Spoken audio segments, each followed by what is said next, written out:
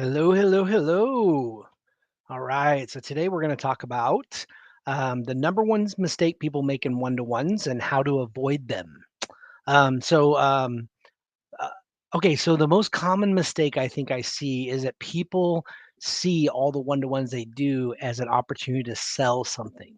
And that's one of the biggest mistakes you can make because you actually want to learn about that person, learn to collaborate, and then be able to get into their network. Because would you rather sell the one person across the table from you or the people in their network as they send you referrals?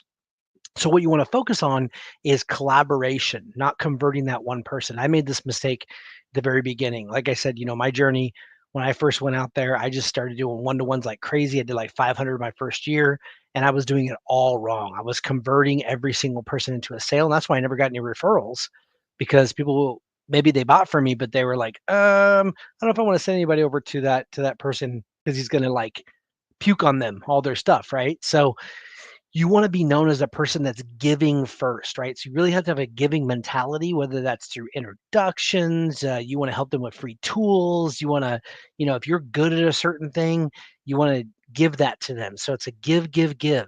It's one of the courses that I have, which is Give to Grow.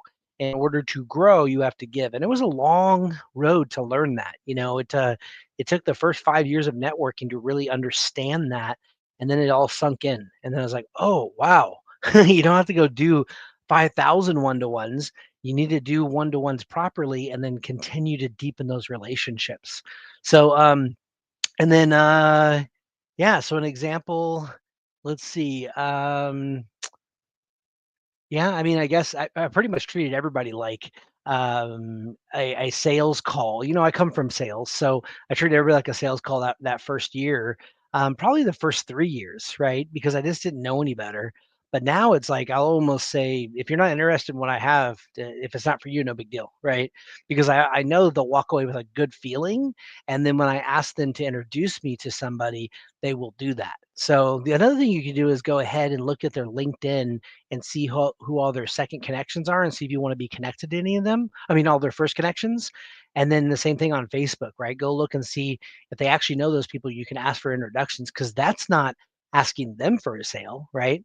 But there is a way to ask for that sale without being salesy. So one way to do that is saying, hey, first again, always let them go first in the one-to-one and get to know them. Then they settle down and then they're ready to hear what you have to say.